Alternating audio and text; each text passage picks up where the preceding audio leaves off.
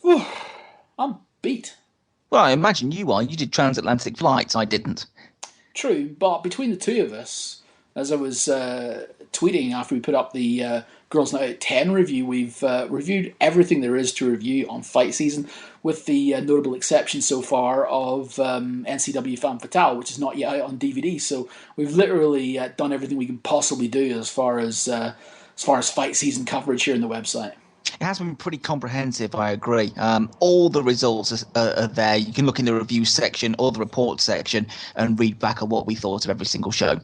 Yes, and I did do a transatlantic flight, which was nice as usual. And please also check out Kevin Harvey's Schools In podcast for the Shimmer Megacast, which involves me and a bunch of other much more important people just generally fucking around at 3:30 in the morning.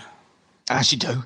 Well, yeah, you do, especially when you're on holiday. Why not? Well, there wasn't a sober person on that podcast, I don't think. I can guarantee there wasn't. There you go. So, yes.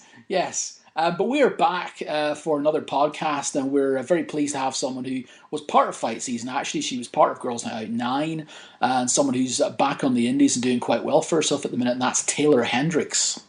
Yeah, it's like there was a slew of people who kind of spoke to her just after her release from TNA, and a few months have passed now, and so there's new things that we can ask her about. The dust has settled a bit more. It's probably a good time to be able to have a good sit down chat with her. Yeah, look back with a little bit of perspective on what's happened, and basically see how she's getting on now that she's back out on the indies again and doing quite well for herself. Yeah, she seems to be keeping busy, which is a bit of a difference to before her release, I suppose. Yes. Well, that's the thing. I mean, and again, I think we'll probably ask her about that, but it's much more difficult and obviously much more rare to see a TNA contracted talent work in independent shows. Now that she's an independent talent herself, she can do what she wants to do. So that's all going to be fun and frolics. Yeah, there's more to ask than just TNA, though. We've got plenty more to ask. There's what she's been up to in Ohio Valley Wrestling. We'll possibly be asking about Glow as well. Oh yeah, there was that. I forgot about that. The shall we say aborted effort to restart Glow back last year. We covered that. We covered that in quite a lot of detail. I remember. I'd barely call it an effort. That's no reflection on the women who were involved, by the way. No. That was just a particularly shady promoter trying to do something which was beyond him, and that was run a wrestling show. So anyway, enough about that. Now that fight season's done, we're essentially moving into a much quieter time in women's wrestling. As far as big shows, there's nothing really much to be concerned about for the rest of the year other than Shine, which will be coming up on the 13th of December, which is Rain versus Amazing Kong for the Shine Championship. Lots of little things going on, though. You've got individual matches here and there that are taking place. There's a lot of them mentioned in the Ring Bells Roundup. It's just so many in November, and quite a few starting to be named for December, even though December's kind of a sort of trailing off period. Yeah, it's like you said. Now that fight season's over, that doesn't mean that all the women go back to their little boxes for another 6 months. They're not hibernating. They all go back out to where they usually work, and they're now going to be working in their usual home promotions and thereabouts. So, go out and support them. Go out and spend some money. Go and check them out. I'm sure they will appreciate it. Yeah, there's possibly a women's match taking place on a show near you. So go and check it out. Yes. The other thing is, now, with it being November already, where did this year go, by the way? But with it being November, we are turning our attention to the Ring Bells Awards. And what that means is it'll be the fourth year that we're sending out awards, or we're awarding wrestlers for their achievements in the previous 12 months.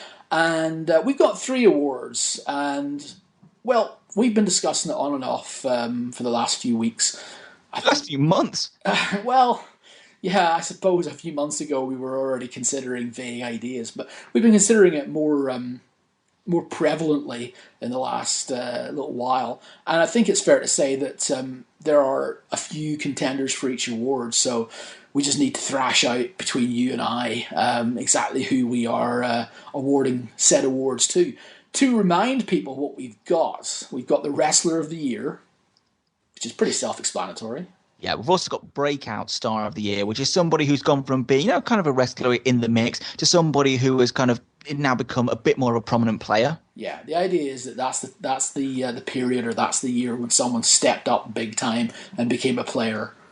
And the third of the three is our Discovery of the Year. Yeah, it's more of a one for people are starting to recognise that this person exists and someone's keeping an eye on for the future. Yeah, this is the award for when someone comes on your radar for the first time in the last 12 months and you think, ooh, that's one to keep an eye on.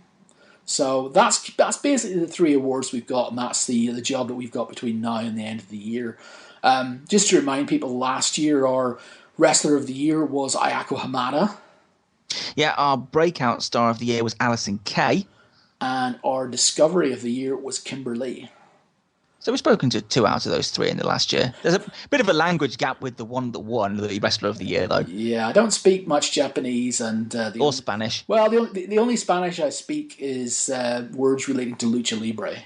I know, sort of talking about cerveza, and that's about it. I'm sorry? Something about beer? Yeah, but I don't even drink beer, so it's pointless. Excellent. You need to find out how to say 2 rumplements, please. That would work. Yeah. Blue drinks. It's green! All right, fine. It was the Windowline was the blue drink then. Yes, it was, and that was disgusting. Anyway, right. Let's clear the decks and let's invite our guest on the show at this time. It's the Boston Strong bombshell, Taeler Hendrix. Okay, and we are back now on the show with our guest at this time. Very pleased to welcome back someone we haven't spoken to at Ring Bells for, I don't know, about a year and a half, maybe even slightly longer. It's the Boston Strong bombshell herself, Taeler Hendrix. Taeler, welcome back. Thank you, guys. Thanks for having me back on the show. Well, it's been, like I said, about a year and a half since we last talked to you. In fact, it was Lee who had the pleasure of talking to you last time solo for a Fight Like a Girl show, and now we've got you back for a full-on podcast, so to speak. And I mean, the first question I really want to ask you is, you've been getting out there, you've been getting booked on a bunch of shows recently since leaving TNA, and now that you're back on the indies and you're basically working the life of a professional wrestler again, I mean, how are you enjoying being back and working more often?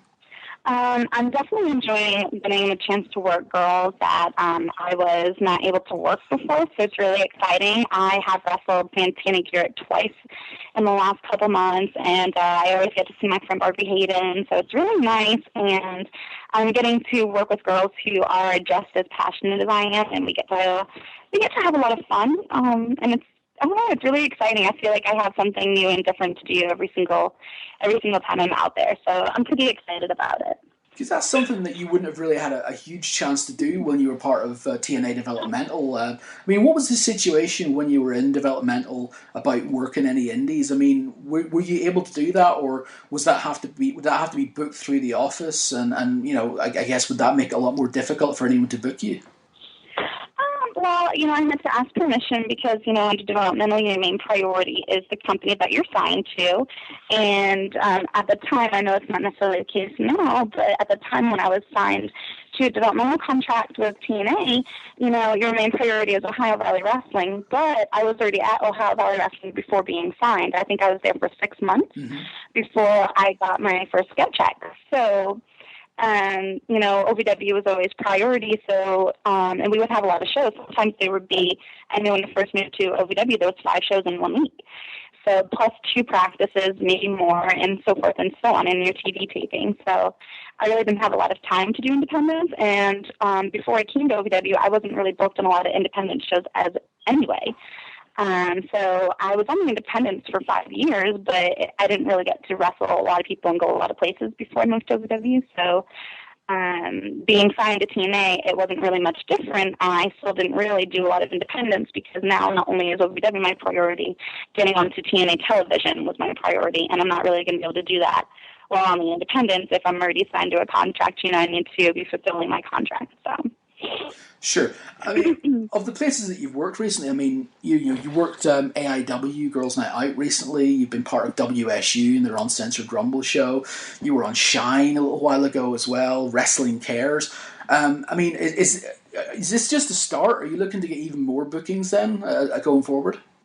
I am, and I'm getting to work a lot of girls and get more experience and just get more names under my belt, honestly, as far as experience-wise and different techniques and styles. I mean, I learned so much working with Katie Lee at Wrestling Cares. I still wasn't 100% though. I was still hurt from my ladder match, so I'm hoping for a second shot at her at Wrestling Cares, but also going back to Shine and AIW, I'm really hoping to just make a name for myself so I will have a better spot on the rosters and have more of a following and more people excited to see me and, you know, more people who would want to wrestle me and just, I guess, overall a better chance to be on the show, you know, instead of just, you know, a throwaway match or something like that. I want to work my butt off so I will be in the main storyline. So I'll be somebody that is someone on the show, you know, not just, you know, hey, some girl that was kind of on TV, but not really. Well, straight after you left TNA, you kind of put out a solicit to say, look, if you want to book me, here I am, I'm available, just let me know. It sounds like you're just open to be working anywhere against anyone at the moment. Yeah, I'm kind of just, you know, doing my thing, going here and everywhere, but I don't know, it's kind of just... It's a free-for-all, honestly. I don't really have I have an agent at the moment, but I'm looking, you know, for a whole bunch of different things. I'm kind of being pulled in a bunch of directions. What have you been most happy with as far as your recent bookings on the indie? Where have you wrestled where you've been most happy? I just want to be on television. I know I can wrestle, and I know the things I have to improve on, and I love character. I love talking on the mic. I love being able to portray something that isn't myself. That, to me, is very exhilarating and exciting. So as long as I'm getting the opportunity to do that and, you know, be successful at what I'm doing and be able to support myself, then I will be truly happy. And I also want to use this to go to Hollywood, you know, be able to finish my books and travel the world and essentially do everything that I wanted to do before I'm ready to, you know, give it up. You've mentioned character a couple of times, and actually from watching you a few times recently, I've seen your matches in WSU and AIW and so on. That's one thing that you're really good at as far as being a character, as far as talking, as far as portraying your character and really inhabiting your character. To what do you give the credit to for that? Is it your training in OVW that helped that? I mean, is that what you can look at and say, there's where I learned to be a character? TNA, well, I actually started, it was kind of funny because when I first started wrestling up in the New England area, I always referred to myself as the One Girl Revolution, and that was really the first character that I put my heart and soul into. And I didn't want to just be, you know, a stereotype like, oh, here's a girl trying to be a hippie or something like that. So I tried to just take my everyday personality and just turn it into something just, you know, times 10, you know, multiplied and amplified. And I came up with this modern pop culture, girly, women's rights sort of, you know, never give up, never, you know, goose, never say die sort of character, and just, you know, be a really positive role model for girls. And that was my first character. And I always said, you know, I'm a One Girl Revolution, and my music was One Girl Revolution by Super Chick. And, you know, I just took it and ran with it. So that was my first experience with trying to develop a character and trying to emulate a character and be relatable and marketable. But when I came to OVW, doing that character just didn't seem to work. I don't know if it was because I didn't believe in myself enough or my abilities enough, or if I just wasn't in the right market for it. Because, you know, Kentucky is completely different from, you know, Massachusetts, Rhode Island, and New York, and Connecticut, and New Hampshire. You know, that's a completely different wrestling market up there. So I kind of was just this generic default player, number one baby face, and, you know, just this good guy going, please love me, please cheer for me, I'm your women's champion, you know, because I had gotten the belt not too long after being there from Sojo Bolt, who was Lady JoJo at the time at OVW, and I was learning a lot from her, but the crowd was just not liking me, they didn't take to me, and they put me with a boy named Dylan Bostic, and we were supposed to be like this it couple of Ohio Valley wrestling, you know. We were supposed to be the Ken and Ginger Barbie of professional wrestling, and the crowd, literally, that is what we were made to be. And we had shirts that said Taeler and Dylan, but it was in the Barbie font, and it was like Barbie and Ken. It was adorable. I loved it, but the crowd just hated us.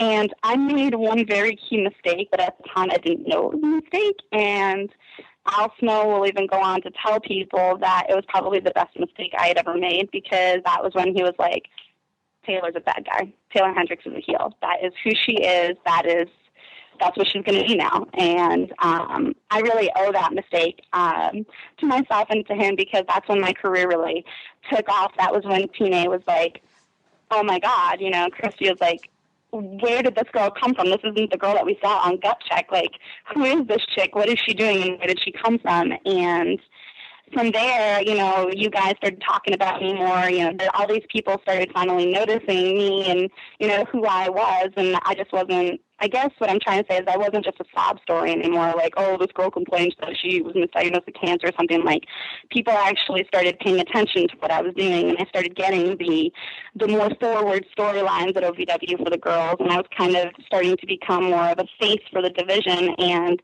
I started learning how to be a leader instead of a follower, because that's what I was at the time. And it was a really awesome experience, and that is pretty much what molded me into the performer I am today.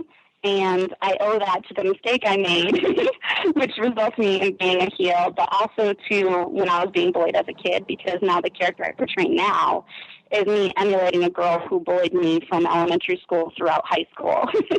So I kind of just take her, and I remember how I felt when she locked me in an art closet. I remember how they felt when they cut my hair and put gum on my feet and did all these horrible things to me when I got jumped and all this stuff. So when I decided to take this Taeler Hendrix character and run with her in this direction, I really drew a lot of inspiration from, you know, things like Pretty Little Liars, that main show on TV. I took a lot of inspiration from a Disney movie called Wish Upon a Star, and, you know, just how I felt as a kid growing up and feeling that way, feeling insecure and, you know, obsolete all the time. And to be honest, that's probably the best thing that I've ever done, and perhaps, maybe, I hope not, but perhaps the best thing that I ever will do.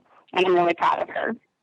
It's really funny because the last time, like we said, we spoke, it was like me and you talking on a Fight Like a Girl in April of 2012, and you were women's champion at the time, and you were still babyface at the time, and I kind of asked you about how your career was going and you being women's champion, because you were women's champion, but you weren't on the shows on a regular basis. And I think that was what you kind of alluded to there with the frustrations that you had a little bit. And you kept it quite diplomatic at the time as well, which I thought was very much to your credit. But then later on that month, I mean, you know, timing is everything. And my timing in interviewing you sucked, quite frankly, because a month later, you've got this heel turn going on. You're actually playing for the booze now. And it was amazing just to be able to see you turn and kind of turn that negative into a positive and really make something and really just run with it as well. It was fantastic to see.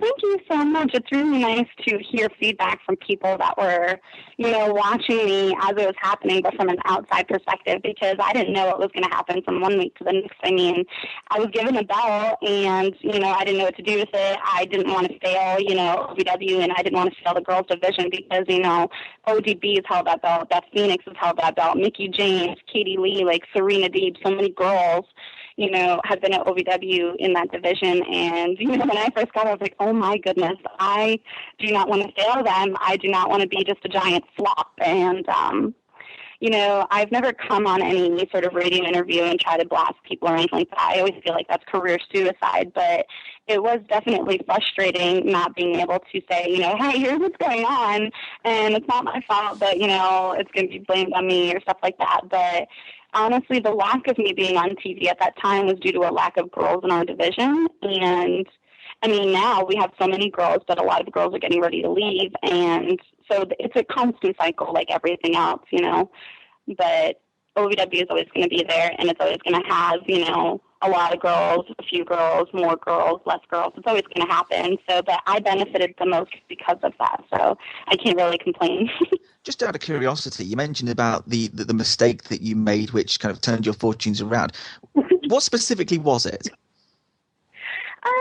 I was in the storyline, like I said, with Dylan Bostic, who's actually been gaining a lot of notoriety through, you know, being with the extras for WWE and, you know, being at the TNA developmental, you know, WW and stuff. And, you know, we were supposed to be, like I said, the it couple.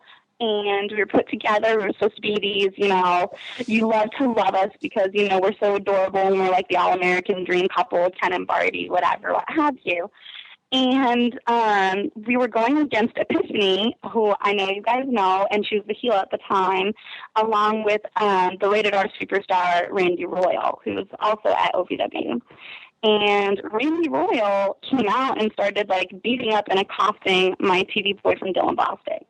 And I was told to react how I would react, and in my head, I thought if I was being really scared and demure and screaming and stuff, that it would be really distracting to my boyfriend and possibly would get him hurt really bad, even more so than what he already was getting. So I just instantly became aggressive and started defending him, and I took off my heeled boot and tried to hit Randy Royal with it to protect him. And apparently that was really aggressive, and I guess was not what they were looking for. But like I said, that's probably literally the best mistake I ever made, and it happened right out there in front of the, announcing tables, in front of the ring, hard camera. Everybody caught it, and I didn't know at the time it was wrong. I reacted how I would react. I was scared. I was like, "You're going to hurt him. Get away from him. I'll get in your way. I don't care." And that's what started everything. You talk about that storyline with Dylan Bostic, and that was one of the first places where we really saw that character evolve, like you say. And you kind of went heel first, and then kind of dragged Dylan with you, kind of. And the good thing about that storyline was that we got to see it play out week after week on OVW TV. And of course, we can also talk about the Heidi Lovelace story from this year. Again, it's something that we get to see week after week after week. I just wanted to get your thoughts on that, because I think you get to do something in OVW that a lot of women on the independents don't get to do, and that's do weekly TV in front of the same audience every week. So you get to tell a story over a long period of time that sometimes a lot of other wrestlers don't get. Is that one of the big positives of having OVW TV to work on every week?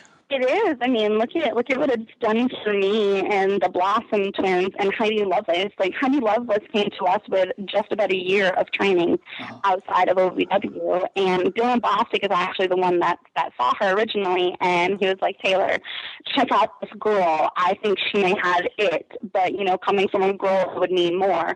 So I looked her up on Facebook, and I looked to see if she had a Twitter, and I tried to find some of her stuff on YouTube. There wasn't much, but I found a little bit, and I was like, I want this girl. We have to have her. And I contacted her, and I was like, listen, we don't want girls that are just here to sleep around. We will kick your ass and kick you out. We want girls that want to be here to train.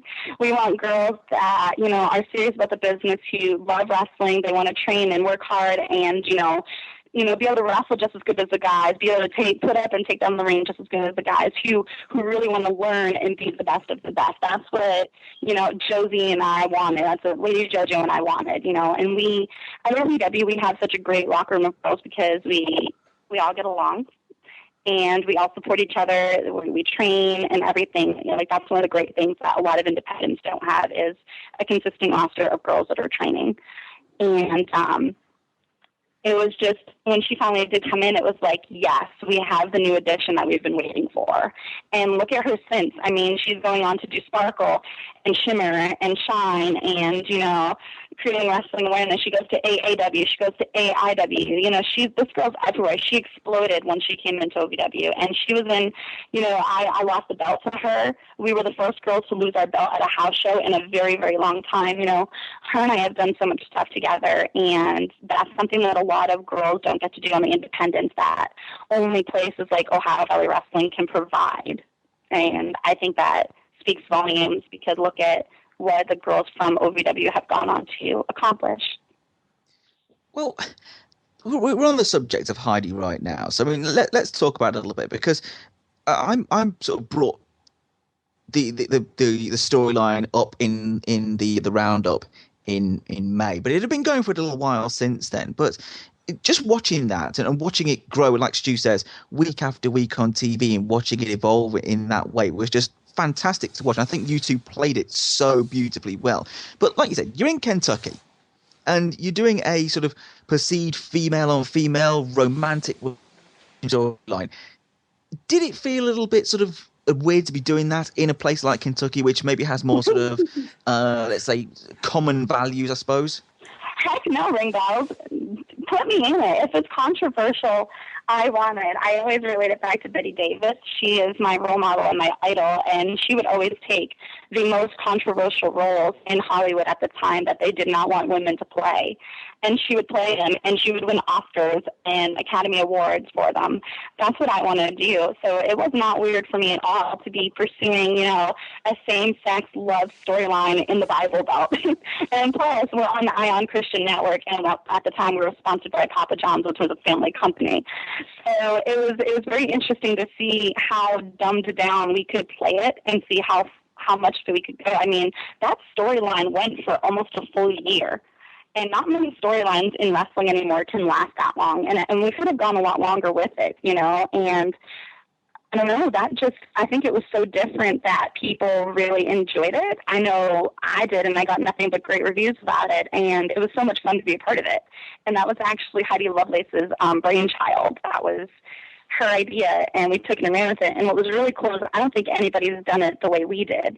And it was really funny because 6 months after we started doing it, we started seeing something similar going on WWE TV between AJ and Caitlyn, but theirs was a little different. Our storyline was basically about, you guys saw me abusing Dylan Bostic and using him as like my little love slave and, I can't say what I want to say, but my bee. I would, throw him to the wolves to get what I wanted. I treated him like crap. And here comes these random gifts. And here I am, poor Ryan Howe, thinking that it's Ryan Howe. And, here comes Heidi Lovelace, and I'm thinking that she's in love with Ryan. And I'm like, heck no, he's buying me gifts. He's mine. If I want him, I can have him.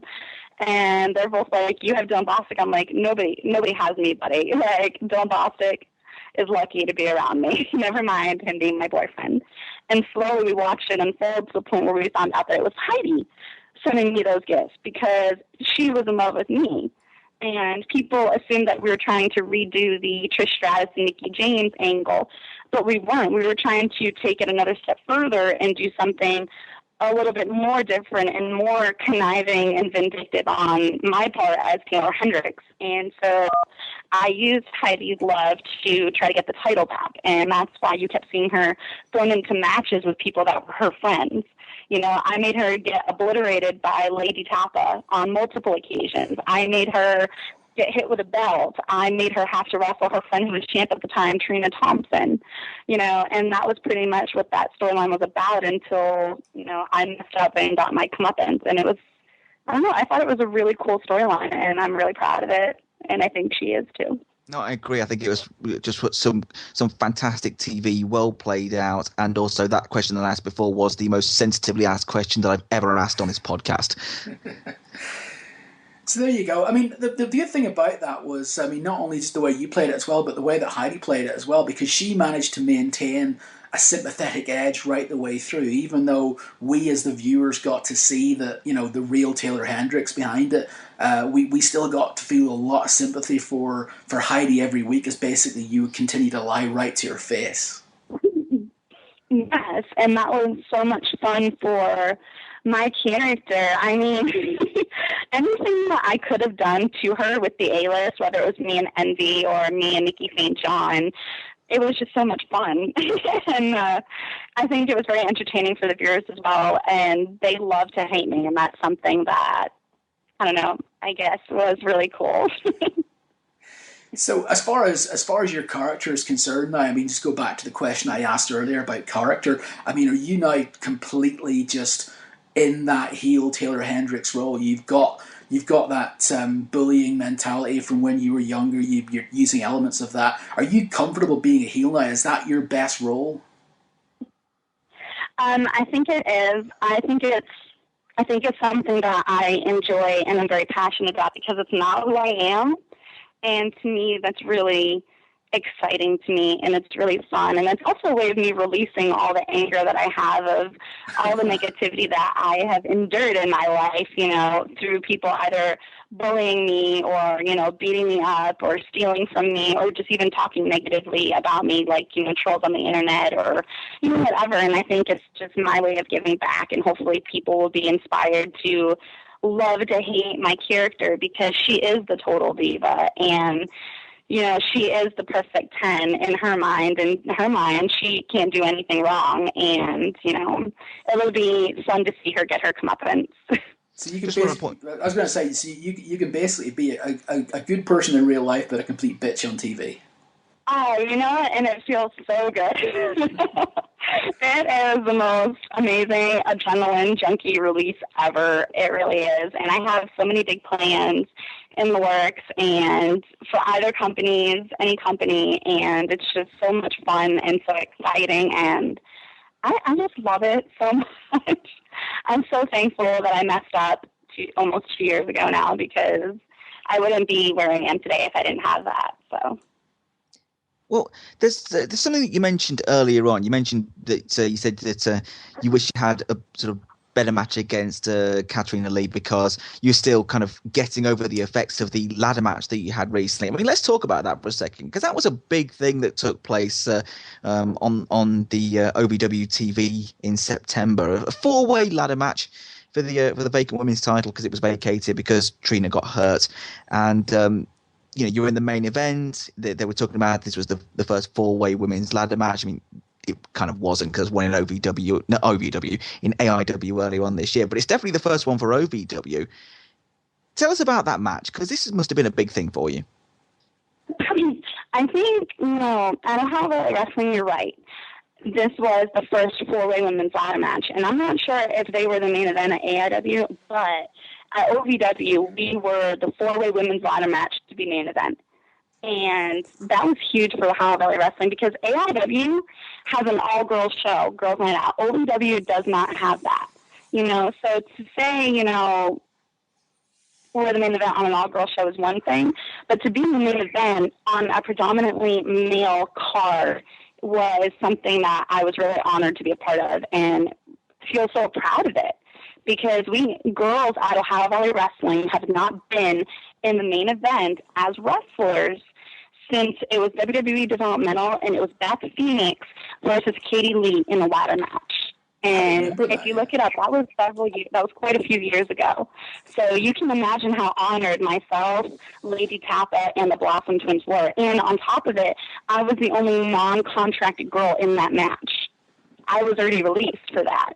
So the fact that Al Snow had enough faith in me to put me in that match, because of my character and because of the dynamic I bring to that, it was just amazing to have someone trust us enough to let us be the main event on a show where TNA was there watching to see, who can we bring up, who can we call for from this match, and who can we, pull from the rest of it. Like, they were watching live there, and that was just an amazing thing. I wrestled twice that night, and so did Holly Blossom and Lady Tappa.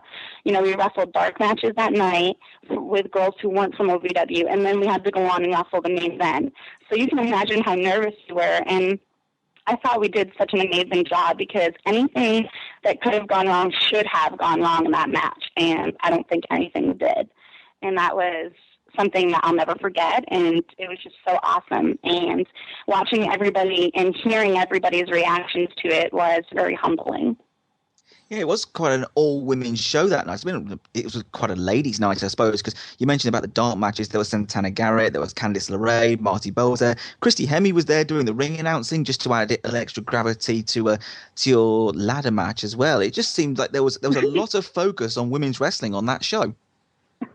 Yes, and it really has been. I don't know what happened to OVW, because the girls have not been a main focus since it was WWE Developmental, essentially. And that was years ago. WWE pulled out quite a few years ago. And all of a sudden, I don't know if just a light switch flicked on or what, but it was just like all of a sudden a fire got lit under the butt of Ohio Valley Wrestling, and they started being like, we have all these girls, let's use them and hide their weaknesses and accentuate their strengths. And that was when I came up with the idea for the contest of Miss OVW, and Alpha took that and ran with it, and we started having all these contests. I mean, at one point we had like 4 girls matches on one card. It was crazy that I'd never seen that the whole 2.5 years that I've been at OVW. So it's been really awesome to start seeing girls have more of a role on the show and be able to prove, how hard we work and what we can do.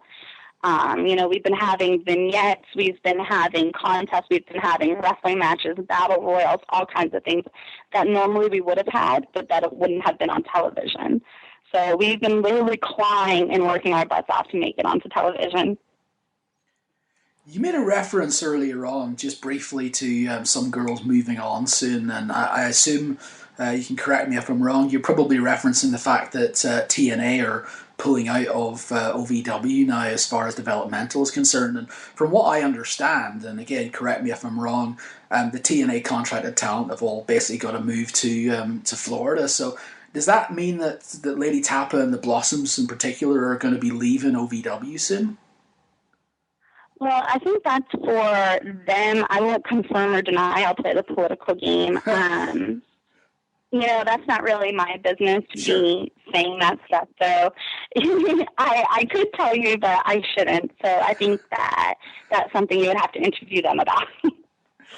Okay, fair point. I do want to ask you, though, as far as people not being around in OVW is concerned, I've missed Heidi Lovelace of late in OVW. She wasn't part of the whole Miss OVW competition that was going on there. Is she still part of the OVW setup, or is she moving on as well? She is actually gone from OVW. She has been for a little while now.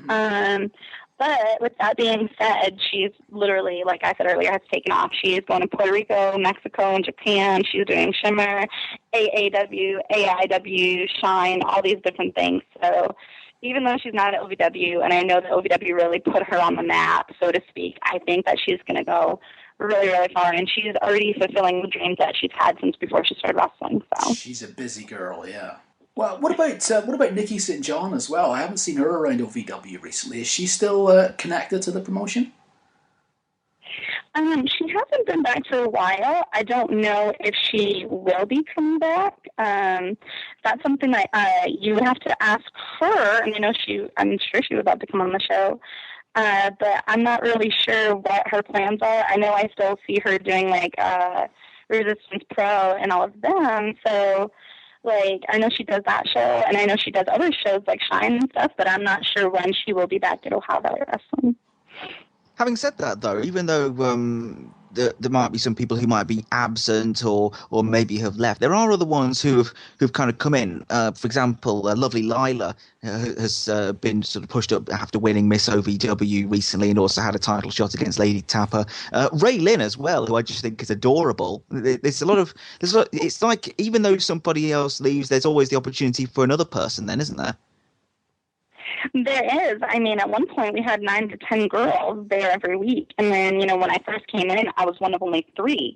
And then literally it went down to 2. And then at one point it was just me. And then girls started coming back again. So like I said earlier, I mean, it goes through stages just like everything else. But there's always spots for girls. I mean, Raylan just came up from our beginners class. And now she's going into intermediate. And there's all kinds of different levels of girls. We have beginners. We have, girls with 5+ years experience, and then we have girls that don't have a day of experience, and girls that have been wrestling for 9 years. So there's a little bit of everything. Are you still training at OVW on a regular basis as well? Do you still attend classes? I was, yes. I'm actually getting ready to move. So I haven't been as of recently, but I have been training at Ohio Valley Wrestling consistently since the day I moved here. And whose class are you in? Are you getting taught by Rip Rogers, or who is it that's actually in charge of the class? I get to learn from Danny a lot when I sit in his office with him and go over different things. I train, Al Snow has his own practice every week, and plus he writes our TV, so we get to train with him. And I also was training with Rip, but now girls train with someone else. So we get training from a lot of people. And then, of course, Nick Dinsmore was there. And now we have Mike Capitelli, who is one of the people from Tough Enough, who trains the beginners now. So we get to work and learn from a lot of people. Oh, I haven't heard of Matt Capitelli in a long time. I'm glad he's still doing well. Yeah, he's teaching. I think he just, the first beginners class that he is teaching is getting ready to finish. So it was really exciting. So I mean, as far as your plans in the short term are concerned, we talked obviously about work in other places. Will you still remain in OVW as that being your home? Do you reckon? Well, I am not moving too far, but I am moving. So I'll come down every once in a while, but I won't be a part of the main roster anymore. It was just kind of one of those decisions that I made recently. So I'm really excited about new prospects that I have going on. You said something actually before we started recording that you were talking about a new tag team that you were getting starting up shortly. I mean, can you tell us a little bit about that, about some of your plans that you've got coming up? Yes, I had amazing plans that are about to hit, WSU, Shine, and a couple other places. And her and I are super excited about it because it's really funny how it all came about. I have a doppelganger in pro wrestling, and a lot of people know her as Cherry Bomb. She started wrestling about a year before I did, and when I started wrestling, all of the people in New England that would go to Canada would be like, oh my gosh, we just met your sister. We just met, like, your twin. Oh my goodness. She wrestles as Cherry Bomb. And I'm like, I have never met anybody on this planet who looks like me. I have to check this chick out. Who is she? And I was like, oh. My boyfriend at the time comes over to me and puts his little finger under my jaw and, like, shuts it. I'm like, this girl looks just like me. What is this? And a couple years ago, I was going through my family tree, and my great-grandma is actually Canadian and was not a U.S. citizen, and I traced back through her, and come to find out we are distant cousins. So it was really, really funny that... Isn't that crazy? So her and I are a new tag team that is about to hit the scene, which I think is really exciting because I know both of her names are, have been coming up the ranks of the independents for a long time, and I think we bring a completely new dynamic. And I hope the American Sweethearts, Santana Garrett and Amber O'Neal are ready.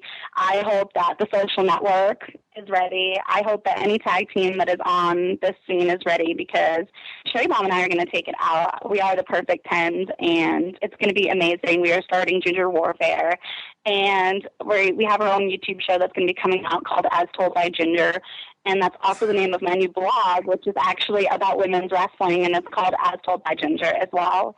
And I can't say just yet because it hasn't been finalized, but my blog will actually be going on the website of a major, not a major, but a wrestling reporting website. So it'll be really interesting I feel, to get me and Cherry Bomb's perspective on things on our YouTube show, and then to get my perspective on women's wrestling through my blog, which I go to school for marketing. So it'll be really fun to take my knowledge from, education and apply it to my career in pro wrestling. So I have a lot of stuff going on, and I know that Cherry Bomb and I are super excited to finally emerge onto the scene and just cause as much bloody trouble. If you love Taeler Hendrix at OVW, then you're going to double love us because it's me times 2, and it's definitely gingerlicious. You liking all these ginger references? Oh, man. You put a lot of thought into this. I like it.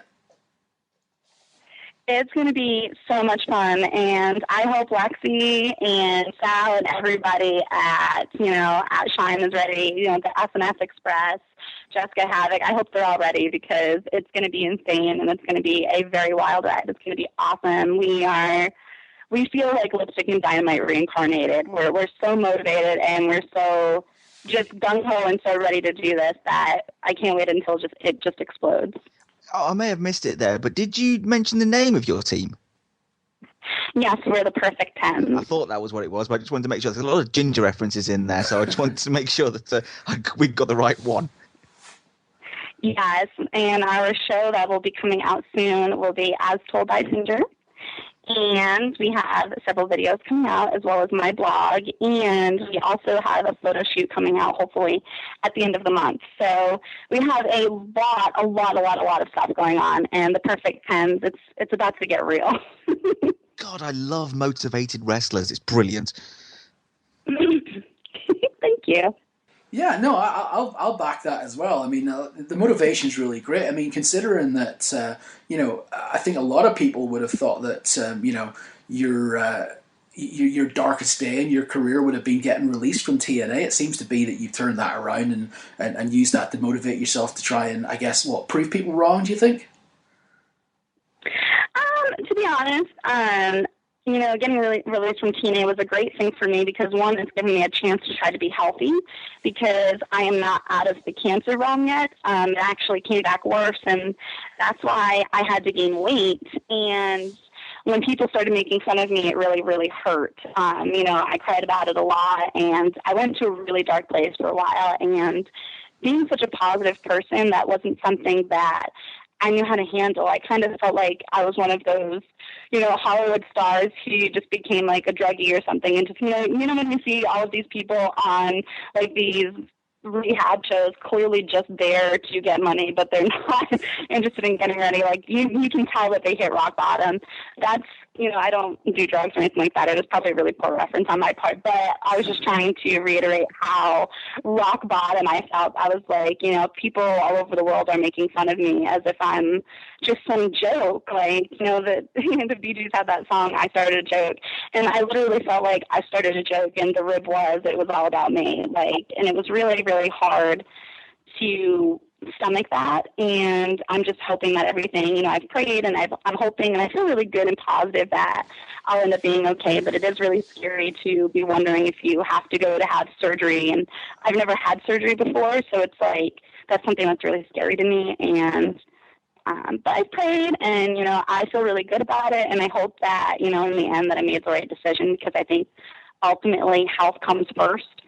But I know that TNA still doesn't look bad on me. I know that they understand, and they didn't know at the time why I had done it. So I think that was probably a bad decision on my part, because I didn't really tell people.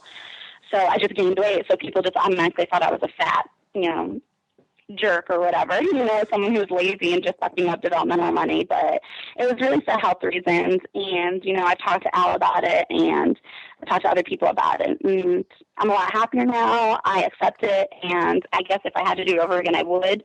The only thing is I would probably tell TNA this time, like, hey, this is what I have to do right now. I'm sorry. And hopefully, maybe we can, find some sort of gear that'll fix it or something. So I don't quite look like an idiot on national television that get made fun of for the next 6 months, especially because it was the night before my birthday. So, but, in the end, I guess that's what builds character. So, back from this tangent, I think that getting released from TNA was a really good thing for me. And my career on the independents has taken off, and I'm getting to wrestle girls that are, some of them are more experienced than me, like Amber O'Neill and Katie Lee.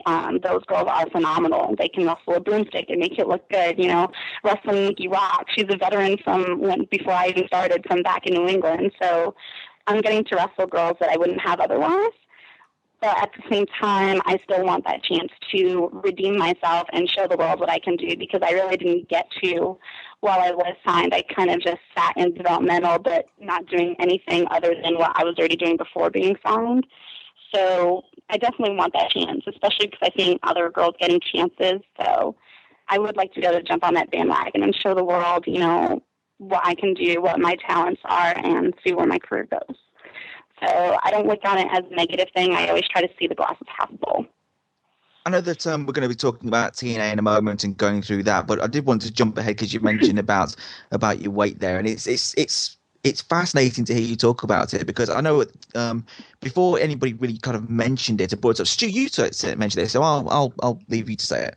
Yeah, no, actually, I was just looking back over some of the things that we had written about you in the last year, just as preparation for the interview, and it was actually something that Lee had written back in January 2013, where he mentioned that he said, I noticed that Hendrix has filled out recently too and looks all the better for it.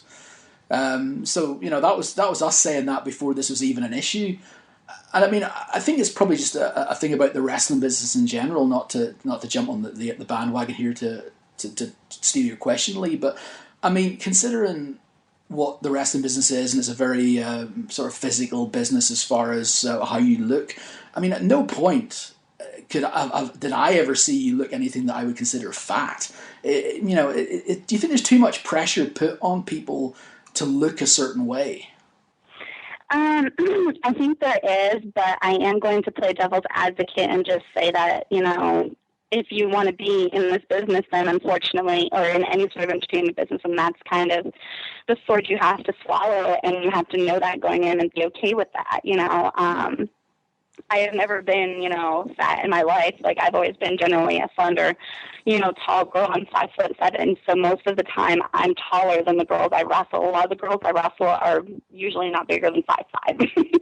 A lot of the girls I wrestle are like 5'2" and 5'3". So if they weighed what I weighed, they would probably look, thick or chunky. But I thought, because I am taller, that it would be okay, but it wasn't. But, at the end of the day, health is more important. And I'd rather girls feel beautiful and healthy without being a lollipop body, as Barbie Hayden put it to me. She introduced that phrase to me, and I thought it was a fantastic analogy. A fantastic little image was lollipop body. I had a giant head and a little stick for a body.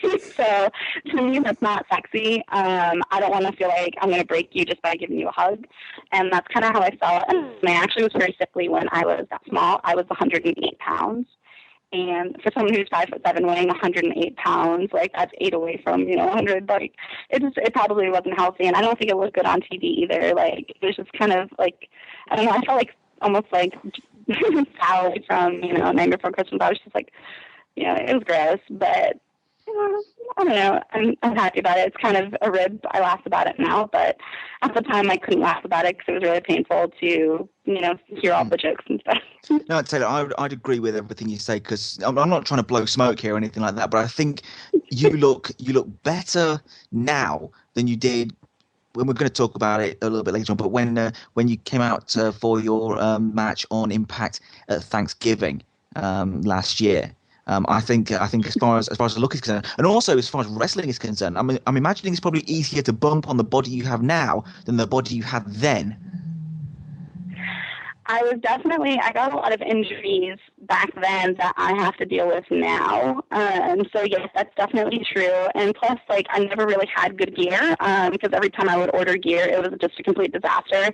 So I feel like I had a lot of obstacles to overcome that some of the other girls that were already signed didn't. But I've made a lot of leeway with that. I've come to be a woman now. I've essentially grown up in this business. I started wrestling when I was 17, before I had a car, before I was even going to prom and stuff. So it's kind of been one of those things where you see someone grow up and stuff, and I kind of have a better idea now what looks good on me, and what doesn't, and what I should wear versus what I shouldn't, and how I should talk and how you should present yourself and stuff. So it's all been an adventure for the best. Well, let's talk about TNA then, because we've kind of skipped around the subject, so I guess we can dive into it and have a bit of a chat about it. And I mean, let's just go back to the very beginning, because we were talking about you going from your heel turn OVW pretty much to heading into TNA as far as the Gutcheck is concerned with Tara. I mean, tell us about that. I guess this is what you'd always wanted. You wanted that spotlight and that chance to be able to be able to show what you can do on a national level. I was nervous as heck, and I didn't know who I was going to wrestle when I got there, and it ended up being the best possible scenario for me, because I got to wrestle Tara, who's, former WWE Diva Victoria, and she was one of the first women I ever saw on television. And when I saw her, she was playing that, psychotic gimmick against Trish Stratus, who was, the good girl at the time. And it was so awesome. I thought she was a breath of fresh air. I thought she was exhilarating. I thought she was unique. And I thought to myself, I want to be my own version of her one day. I'm not going to be her because she's already been done. She's doing her. But my trainer, Bob Evans, always used to say that you take a little bit from people that you like and morph it into your own. So I definitely feel like I took a lot from her, and then finally getting to work her my first time ever being on television was like probably the best case scenario for me, because I knew she wouldn't make me look like garbage, and she was just so amazing to work with. It was insane. It was definitely the veteran versus the noob. It was awesome. But I definitely went in there threatening myself that if I did bad, I would, quit. I would never let myself be happy ever again. So I'm really glad that I didn't fall flat on my face. What did you know going into the Gutcheck? Did you know at that point that that you were going to be voted in as a Gutcheck winner, or did you not know until you were out in front of the crowd? I didn't know until I was out in front of the crowd.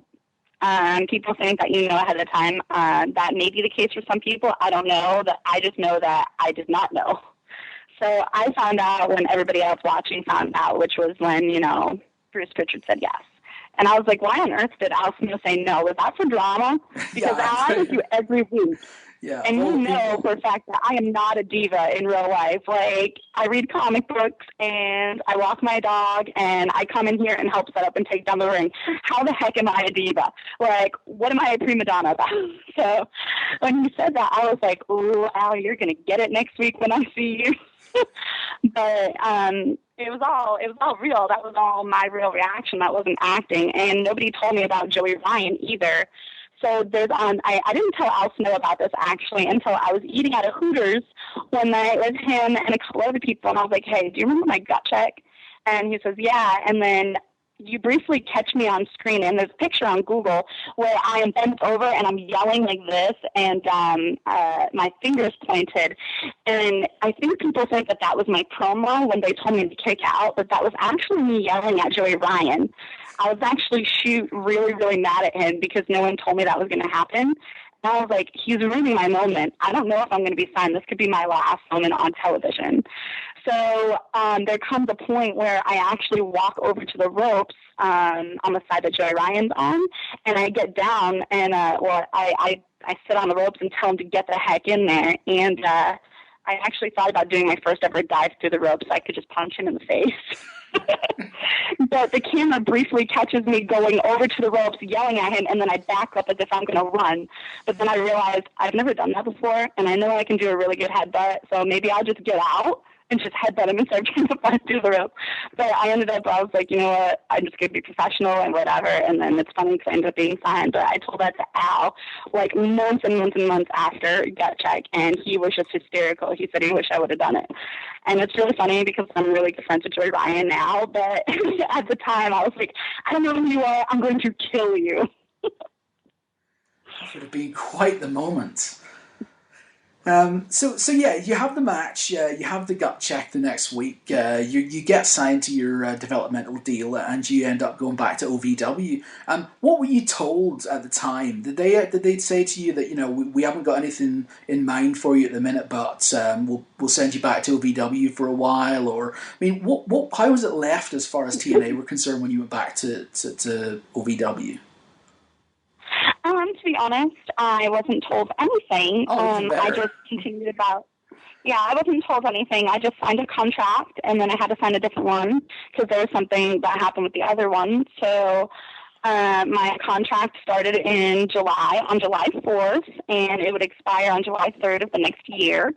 And I was just told I'm in developmental. And, I don't want to go into too much detail because I don't, want to rat anybody out, but I was told one thing and then something different and something else and then something else. And then before I knew it, Taryn Terrell was signed, and I was like, well, I'm here. How come I couldn't have been the rest? But, I understand why things happen as they happened, and I'm kind of glad they did anyway. But at the time, it was very discouraging. And, I listened to an interview before I was released about Mickie James saying, where's Taeler Hendrix? Where's this girl? We have girls in developmental. We need girls, and stuff like that. And I felt really privileged and honored that, she would consider me, TV ready and consider me a valuable opponent and stuff. And it was before she was doing her heel turn for TNA. So it was really nice to hear that feedback. But I didn't know about anything. I didn't know what was going on. I didn't know if I had to, change my look, if I had to change how I wrestled And it was really interesting because they brought me up as a babyface on TNA, but I'm a heel at OVW, so then it was kind of hard for me to keep going as a heel sometimes because, people wanted to sign the TNA book that I was in. They wanted to sign my TNA 8x10 or my trading card and things like that. So that was definitely something I had to learn how to deal with because I wasn't sure what the correct response and protocol was. And then all of a sudden I am booked for a house show loop against Velvet Sky, who is the champion. This was back in March, and then the following weekend at the end of that weekend is St. Patrick's Day, and that was the All Knockouts pay-per-view. Mm-hmm. And no one told me that it wasn't live. It wasn't a live pay-per-view. I had no idea. So I dressed up according to it being St. Patrick's Day, and I'm Scottish-Irish. So I'm wondering why everybody's looking at me, and, you know, people are complimenting my gear, and it didn't occur to me until I got released that, you know, I was actually getting made fun of. So that really sucked. Like, they're like, it wasn't professional gear. And, like, I had someone make that gear specifically for me to, you know, look more like a knockout or whatever. But it didn't really work out that way. I kind of ended up being, like, another pun in the many list of puns of Taeler Hendrix. So I felt like I was out of the loop a lot. But I was just all of a sudden a heel for no reason. And I didn't understand why. So I was booked in a three-way match against Hannah Blossom of the Blossom Twins and Sojo Bolt. And the crowd was like, the Impact Zone was so amazing. They embraced me with open arms and cheered so loud for me. Like, it was insane. And then they booed Hannah Blossom, who was the star from British Boot Camp. And she's supposed to be the babyface of my match. So I had to learn really quick how to try to make people hate me. So that way I could try to do my job of getting my babyface over and stuff like that. So it was definitely interesting to just the ride of TNA and trying to figure things out for yourself, because, you know, I'm not a priority as a developmental person. You know, they already have stars, so there's more people that are focused on, and I kind of, you know, had to pick up tidbits here and there and learn, and it was a learning experience, to say the least. I know people have had better and worse experiences than I did, so I'm thankful for the one that I had. As far as your whole time whilst you were under TNA contract, did you ever get much in the way of actual feedback from TNA, or was it only just from Al at OVW? Well, I would get feedback from my agent, obviously, because he's the one that put my match together, all my matches together. But most of my feedback would come from Al Snow, because he's the person that I would see every single week at OVW. Sure. And so that's where most of my feedback came from. Right before I got released, I was getting a lot of feedback from Christy Hemme. She is fantastic. She's amazing. I wish that that's feedback I would have had a lot earlier in my TNA career, because coming from a woman who knows women and who knows how they're supposed to be and how they're supposed to look and how they're supposed to act and wrestle and stuff, that would have been, you know, a lot helpful, almost like as if like a mama bear sort of thing, because, you know, me and Hannah and Blossom, we kind of felt like almost lost in the shuffle, so to speak, because we didn't know what to do or what was going on or how we should, you know, what our gear should look like and what our characters should be and stuff. So having that would have been really awesome to, you know, have someone to take you under their wing and kind of be like, this is how it is, this is what you got to do, and here's where you're at, here's where you need to be, and this is how you get there, sort of thing. So what about your time that you were on, like we said, about the open fight nights that you had against Tara again? That was a show that was broadcast on Thanksgiving, because you'd been off TV for a few months at that point, and you came back on. How are you feeling about that? Did you feel, right, this is a good shot for me, or do you think, you know, am I here to fill up the numbers? What's going on? Well, when I looked at the ratings, our match had one of the highest ratings on the show, so I felt really proud of that. That I thought was amazing, especially because, you know, I'm a nobody. So that felt really awesome. I felt like, you know, people, I guess, you know, were excited to see us wrestle. I had problems with my gear, so that sucked. Like, one of my gears got ruined in transit, so I had to wear the gear that I had, and then I was really embarrassed because I didn't feel like it was professional looking, and you know, anything that could have gone wrong went wrong. Like, the lady cut like all my bangs off the night before, and all this horrible stuff happened. So I was kind of really rattled when I went to go do that show, and we had a bunch of stuff to do before the show, obviously. And I felt like once I had to go through the curtain, I just let that all go. I was like, you know what? All of this went wrong. And that's okay, because I'm going to be okay. I'm going to go out there and do the best I possibly can, and that's all anybody can ask of me. And as long as I do the best possible job that I can, then I'm going to be proud of myself.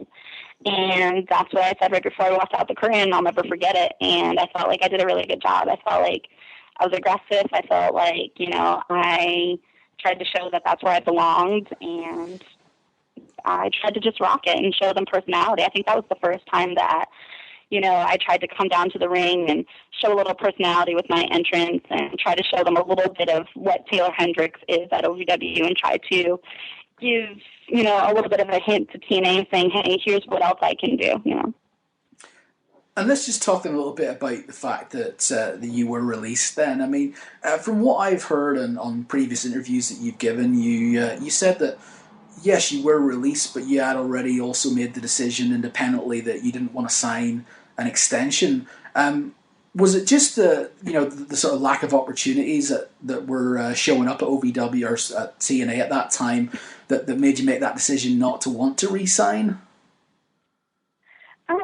I don't really want to say anything negative. I don't want to put negative vibes into the universe or anything like that, and I definitely don't want to insult TNA in any way. I don't think that's professional, and I've already had enough flack from a previous interview where people accosted Dixie Carter, and it was all a complete misunderstanding. So I don't think it's easy for someone to run a company like a wrestling company. It's not easy to run a company in general, never mind a wrestling company. And no matter what you do, somebody's going to hate it. There's always going to be a hater out there who thinks that they know everything. And unfortunately in wrestling, like people who sit on their couch in their underwear, who live with their mom, think that they know more about wrestling than people in wrestling do. So that just comes with the territory, I guess. And at the end of the day, I was unhappy, and I just wanted to try to stick up for myself and try to go through needs of making myself healthy and happy, because I know when I spoke to you guys originally, I talked about wanting to be a role model, and I talked about that on the Greg DeMarco show and all the other interviews I've been on. That is something that's really important to me. I'm the oldest of 4 girls. So to me, that's really important. I have a stepsister and 2 half-sisters. I want them, especially my sister Dakota, I want her to feel beautiful, and I want her to have the passion to fulfill her dreams. She wants to be a teacher and, change people's lives. I want her to feel confident to do that. I want her to feel comfortable in her own skin. I want her to be happy and know that, you don't have to take shortcuts. You can do things the right way and still get to where you want to go. It may take longer than other people, but it's not about where you went. It's about the journey and how you took to get there. And that's always been really important to me. So by getting released from TNA, I guess that was a way for me to try to figure out how to emulate that and how to show that and lead by example instead of trying to be a follower. And like I said, I was unhappy and I was thinking about leaving. I didn't actually give them my answer yet, so they kind of just beat me to the punch. And that's okay, because it's given me a time to, like I said earlier in the interview, analyze what looks good on me, what doesn't, what my strengths are as a performer, and what my weaknesses are. And it's giving me a chance to work on those weaknesses to make them my strengths, so that I can find new weaknesses and make those my strengths and keep learning. And now I have the opportunity to learn from even more people. So leaving TNA was not a bad thing for the company, and it wasn't a bad thing for me. Who knows? Maybe in the next 6 months I'll be there again. They're signing girls. They're looking, and, I think it'd be silly to think that I wouldn't also be on the radar. So at the end of the day, I'm happy, and I know that TNA feels they made the right decision, and I feel like I made the right decision. Again, I love the positivity, and it's not the first time that we've sort of commented on the fact that you're being very positive about things in this interview, and that's certainly nice to see. I like the motivation. But I do want to bring up something, and it's something that we discussed earlier, privately, that we'd have to ask you about, and I don't know what your reaction is going to be about this, and I don't even know how many people even remember this, but I want to bring up a particularly bad experience you had on the indie circuit before you ever got involved with TNA, and that was an aborted attempt at a Glow revival in Las Vegas. And if any of you out there listening don't know what we're talking about, we'll put a link to our story in the show notes for this episode. But you were involved in a really sort of bad experience with a really shitty promoter who was trying to put together a revival of Glow back in Vegas last year. What do you remember about that, and is there anything you can sort of share about that? It was a horrible experience. I'd never been to Nevada, so this booker stranded me in Las Vegas, and luckily I had some money in my pocket, so I could flag down a cab for the first time in my life and try to find an airport to get home. I ended up missing my flight and thought I would never leave Nevada. I still to this day have not been paid for that show. I was brought in as I was the new version of MTV, who was one of the original girls. Melody Trouble Vixen, I think, was her name, and I was brought in to be her protege, VH1, and it was really cool. I wore the same outfit that I wore for my original Gutcheck match, and, I had this, neon-colored hair, and, it was really cool. And I was there with Becky Nova, who went on to be signed to WWE as Skylar Moon, and I was there with Sarah Della, who's now a trainer for WWE, and I was, there with Candice LeRae, who's definitely on the radar. So I was there with a lot of really awesome girls that I didn't get to hang out with before, so it was really awesome. We all became really good friends. But that was pretty much the only good experience about that. It really sucked. I definitely learned my lesson about how to book yourself and quality over quantity, and at the end of the day, make sure you get at least half your pay up front. Because I literally got stranded in the middle of Las Vegas, and I didn't get to enjoy Vegas at all. I think I got to do one thing the whole time I was in Vegas, and that was go bowling, and I can pretty much do that anywhere. So, but, it's the company you keep that makes life count, and I was there with some pretty awesome girls, so. We'd recommend you go back to Vegas just to get a better first impression, I think. Absolutely. I'll keep that in mind. Well, we're kind of coming into what is kind of the broken biscuit section of the interview. It's a few little things. There's one thing that, we hadn't kind of discussed this beforehand, but it's one thing I did want to ask Taeler right here. And it's just randomly, out of the blue, you sent us a picture earlier on this year of you wearing one of our T-shirts. Now... Oh, yeah. Where did this come from? You said you found it in the OVW locker room. How did it end up there? Do you even know? I don't know. It belonged to one of three people, I am assuming, and I think one of the girls told me who it was recently, but I just can't remember for the life of me. I want to say it was Heidi Lovelace's. I want to say it was hers, but it could have also been Jessie Bell or Josette Bynum's, but I'm pretty sure it was Heidi's, and it was hanging up in the girls' locker room. Like I said, we have an awesome group of girls, so we have community makeup, we had wardrobes there, shoes, handbags, anything you could imagine, it was there, and it was hanging up inside the wardrobe. And I was like, oh my gosh, this is awesome. I'm going to put this on. I've always wanted, a shirt with something on it. And so I was like, I'm going to send a picture to them because I think it'll be really funny and be like, hey, surprise. And it was, so it was kind of humorous. It knocked us off our feet. It's like, what and why and how? And there was a whole bunch of questions. So I'm glad I got the chance to ask you about it because it was just so out of the blue and incongruous. But we loved it. We literally had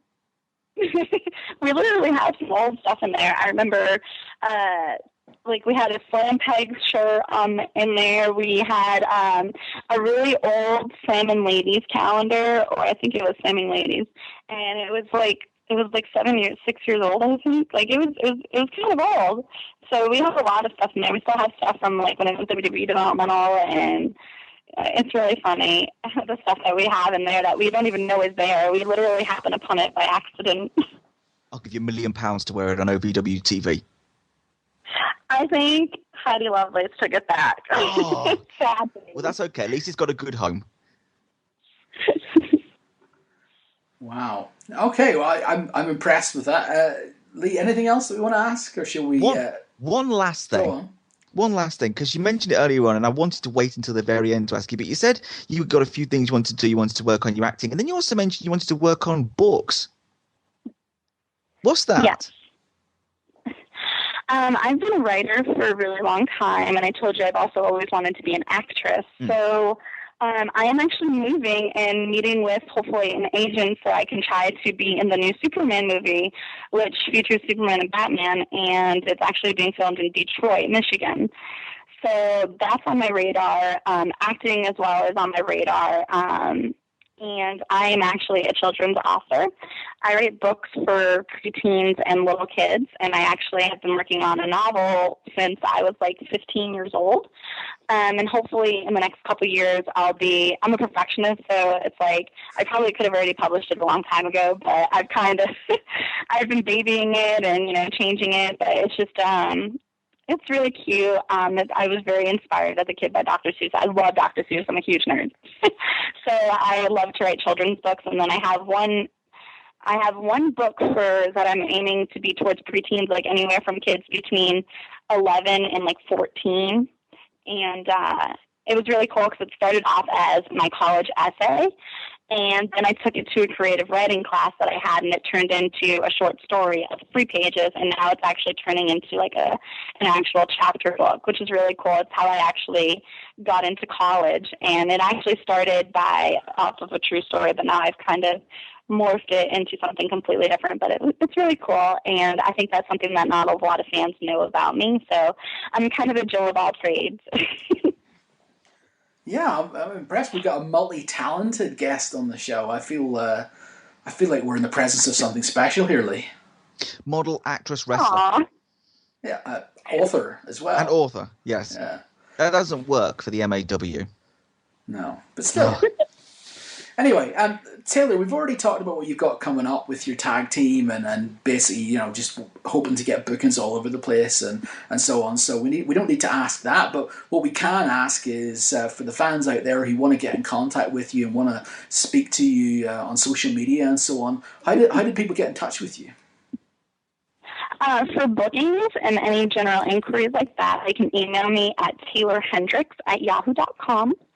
And then I have an official Twitter and Facebook page. And my website will be back up again soon, and it's at allthingstaeler.com. So, but the best way to get in touch with me is via email. Beautiful. Well, listen, thank you so much for giving us so much of your time today. I really loved being able to catch up with you and get an idea on what you've been up to in the last 18 months or so. We'll have you back again soon, I'm sure. Definitely. Thank you so much, guys. It's always fun to talk with you all.